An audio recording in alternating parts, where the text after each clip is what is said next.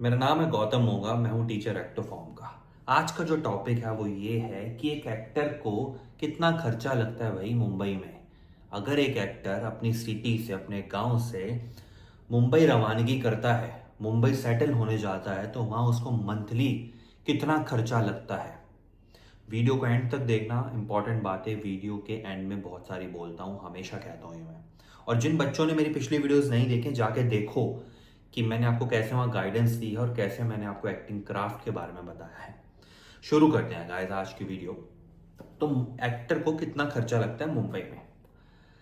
बहुत सारे एक्टर, बहुत सारे बच्चे मुझसे सवाल करते हैं कि भाई कितने रुपए लेके जाएं, जेब में कितना पैसा लेके जाएं मुंबई में। बहुत बच्चों की प्रॉब्लम रहती है, परेशान रहते हैं बच्चे इस बात से कि मुंबई में पैसा कितना लगेगा। क्योंकि मैंने देखा है बच्चे बहुत मिडिल क्लास फैमिली से होते हैं, तो वहाँ पे ज़्यादा अफोर्ड कर नहीं पाते हैं, उनके पास ज़्यादा सेविंग रहती नहीं है बच्चों के पास। तो एक मंथली इनकम बता दो सर कि वहाँ पे इतना पैसा लगेगा, उतने पैसे हम 2-3 महीने का अपना जुगाड़ लेके जाएं वहाँ पे। क्योंकि अगर काम ना मिला, ये भी तो हो सकता है काम ना मिले जाते ही आपको वहाँ पे, तो अपना क्या जुगाड़ लेके जाएं हम वहाँ पे। तो मैं आपको क्लियर कट बताऊंगा, ऑनेस्टली सारी चीज़ें बताऊंगा। वीडियो का एंड तक देखना। शुरू करते हैं गाइस। तो खर्चा कितना होता है, डायरी एक पेन ले लो, लिखते जाओ खर्चा। मैं आपको कम से कम बताऊंगा जिसमें आप आराम से मुंबई में रह सको, ठीक है, वहां पे आप सेटल हो सको। तो गाइस सबसे पहले आता है रूम, रहने की जगह। एक रहने के लिए छत चाहिए। मुंबई में बहुत सारी बरसातें होती हैं, ठीक है, तो एक रहने के लिए छत चाहिए, एक जगह चाहिए जहाँ पे आप सुकून से रह सकें, ठीक है। अब कहाँ रहोगे, बहुत सारे ऑप्शंस हैं। आप शेयर्ड रूम में रह सकते हैं, आप पीजी में रह सकते हैं। और मैंने एक वीडियो भी बनाई थी इस बारे में कि आपको लग्जरी रूम में रहना चाहिए या फिर शेयर्ड रूम में। तो मैं शेयर्ड रूम का ही आपको बोलूँगा क्योंकि वो बजट फ्रेंडली होते हैं। बस वहाँ आपको थोड़ा अवेयर रहना होता है, सेफ्टी आपकी इंपॉर्टेंट है वहाँ पे। सेफ रहो, अवेयर रहो। तो कितना खर्चा हो जाता है रूम रेंट का। तो गाइस रूम अगर आप शेयर्ड पीजी लेते हो या फिर आप कोई भी ऐसी चीज़ लेते हो, पीजी लेते हो मुंबई में, बहुत सारे पीजी बने हुए हैं वहाँ पे। अपना वर्सोवा विलेज में आप जाओगे, वहाँ पे आपको पीजी मिल जाएंगे। आपको अंधेरी वेस्ट की साइड पे बहुत सारी जगह हैं, वहाँ पे आपको पीजी मिल जाएंगे। तो पीजी मिलना is not a big deal, PG आपको मिल जाएंगे। और कितने रुपए के मिलेंगे गाइस, पीजी का जो खर्चा रहता है वो 10,000 रुपये, लिख लो, ठीक है। पीजी का रेंट आपका रहेगा 10,000 रुपये, 10,000 रुपीज, ठीक है। चाहे आप शेयर्ड रूम लो, पीजी लो, ठीक है। आगे चलते हैं। 10,000 रुपये आपके रहने की व्यवस्था हो गई कि भाई आपको एक छत मिल गई। आप आराम से ऑडिशन दे के अपना आराम से अपने छत के नीचे सुकून से आराम कर सकते हो, ऑडिशन भी बना सकते हो वहाँ पे आप, ठीक है। अब गाइस छत मिल गया, अब खाने के लिए अन्न भी तो चाहिए ना, पेट भी तो भरना है ना हमको। तो खाने का अगर फूड या फिर ग्रोसरी का खर्चा हो गया, मील्स का खर्चा, और जो बेसिक खर्चा है वो रहता है 3,000 रुपये महीने का, ठीक है। 3,000 रुपये लिख लो एक डायरी पे, मैंने बोला पेपर पेन ले लो, लिख लो। 3,000 रुपये आपका खाने का खर्चा रहेगा। मिडिल क्लास लोगों के लिए बता रहा हूँ, कम से कम हिसाब से बता रहा हूँ कि आप ये नहीं आप होटलों में जा रहे हो खाने या फिर आप बड़ी बड़ी जगह रेस्टोरेंट में जा रहे हो खाने, फिर तो बात बड़ी हो जाती है। तो 3,000 रुपये लिख लो। उसके बाद क्या, बेसिक खर्चा बहुत होता है क्योंकि आपको ऑडिशंस भेजने होते हैं, तो आपको वाईफाई, इंटरनेट और बेसिक जो आपके बिल्स आते हैं, बिजली के बिल्स भी आते हैं, वो भी कई बार आपको पे करने पड़ते हैं, कई बार इंक्लूडेड भी होते हैं रेंट में। तो उसका हम लगा लेते हैं 2,000 रुपये, ठीक है।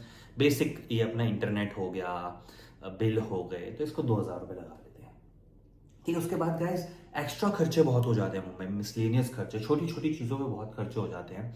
फॉर एग्जांपल आपको कपड़े, अच्छे कपड़े भी पहनने ही हैं आपको। ये नहीं है कि आप ऐसे ही मुंह उठा के ऑडिशन देने चले जाओगे। आपको क्लोथ्स अच्छे चाहिए, आपको अपने मोबाइल का रिचार्ज कराना होता है।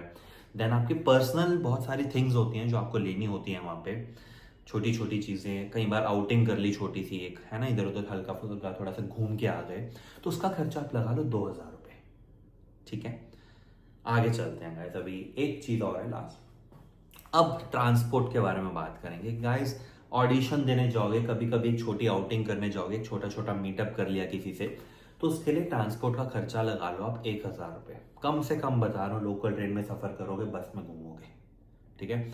अब आप ऑटो रिक्शा में जाओगे, ओला करोगे, उबर करोगे, खुद का अगर आपके पास कन्वेंस में तो पेट्रोल का खर्चा भी बढ़ जाता है, ठीक है, तो वो फिर मामला बड़ा बैठ जाता है। अगर आप टोटल चीज़ों को कैलकुलेट करो, 10,000 रुपये मैंने आपको रूम का रेंट बताया, खाने का खर्चा आपका 3,000 रुपये लगा लो, इंटरनेट बिल आप 2,000 रुपये लगा लो, उसके बाद आपका जो मिसलेनियस खर्चा है, आपका मोबाइल का रिचार्ज है, कपड़े लेने हैं, कभी इधर चले गए, छोटी मोटी आउटिंग कर ली, तो 2,000 रुपये आप ये लगा लो। उसके बाद मैंने बताया ट्रांसपोर्ट का खर्चा आपका 1,000 रुपये, तो टोटल मामला बैठता है 18,000 रुपये, 18,000।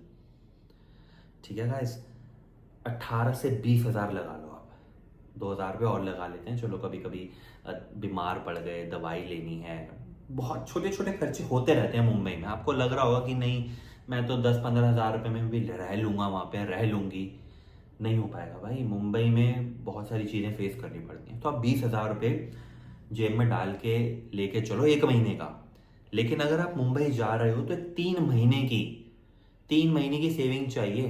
तो 60 से 70,000 रुपये आपकी जेब में होने चाहिए भाई, कि अगर काम नहीं भी मिलता तो 3 महीने में भूखे नहीं मरोगे, बिना छत के नहीं रहोगे, प्रॉब्लम नहीं होगी आप लोगों को, आपके फैमिली वाले खुश रहेंगे कि चलो बच्चा हमारा वहाँ पे सेफ है। ठीक है, तो 60 से 70,000 रुपये जेब में डाल के जाने हैं अगर मुंबई में सेटल होना है तो।